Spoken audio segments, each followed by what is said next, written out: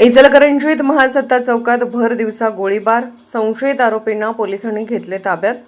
इचलकरंजी शहरातील महासत्ता चौक परिसरात बुधवार दिनांक 4 मार्च सायंकाळी सुमारे 7च्या सुमारास भर दिवसा गोळीबाराची धक्कादायक घटना घडली। या घटनेत ओमकार कांबळे हा युवक गंभीर जखमी झाला असून त्याच्यावर सध्या कोल्हापूर येथील खासगी रुग्णालयात उपचार सुरू।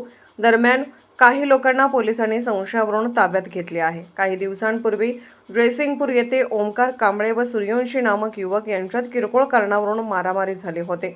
या प्रकरणी जयसिंगपूर पोलीस ठाण्यात दोन्ही बाजूंनी गुन्हे दाखल झाले होते। ओमकार कांबळे यांना अटक करून न्यायालयीन कोठडी सुनावण्यात आली होती। काही दिवसांपूर्वी तो जामिनावर मुक्त झाला होता। दरम्यान प्रिव्हेंटिव्ह ॲक्शनसाठी जयसिंगपूर पोलिसांनी त्याला इचलकरंजी येथे आणले होते। संबंधित प्रक्रिया पूर्ण झाल्यानंतर ते परत जात असताना महासत्ता चौक परिसरातील सांगली इचलकरंजी मार्गावरील एका रुग्णालयाजवळ ओमकार कांबळे व त्याचा मित्र थांबले असता सूर्यवंशी व त्याच्या साथीदारांनी त्याच्यावर गोळीबार केला। गोळी ओमकार याच्या पोटात लागल्याने ते गंभीर जखमी झाले। गोळीबाराचा आवाज होताच परिसरात एकच खळबळ उडाली। रक्ताच्या धारोळ्यात पडलेल्या ओमकार यांना त्याच्या मित्रांनी व तेथे उपस्थित पोलिसांनी तातडीने इचलकरंजीतील खासगी रुग्णालयात दाखल केले।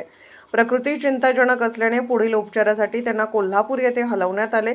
घटनेची माहिती मिळताच डीवायएसपी विक्रमसिंह गायकवाड व पोलीस निरीक्षक महेश चव्हाण यांनी रुग्णालयात भेट देऊन माहिती घेतली। पोलिसांनी घटनास्थळी पंचनामा करून फॉरेन्सिक पथकाच्या मदतीने पुरावे संकलित केले। या गोळीबारामुळे इचलकरंजी शहरात खळबळ उडाली असून विविध चर्चांना उधाण आले आहे। प्राथमिक माहितीनुसार ही घटना पूर्वीच्या वादातून घडल्याचे समोर येत आहे। या प्रकरणाची नोंद गावभाग पोलीस ठाण्यात उशिरापर्यंत करण्याची प्रक्रिया सुरू होती। पुढील तपास पोलीस करत आहेत। दरम्यान 2 संशयित आरोपींना गावभाग पोलिसांनी ताब्यात घेतलं आहे। अधिक चौकशी सुरू आहे। SK news Jaysingpur.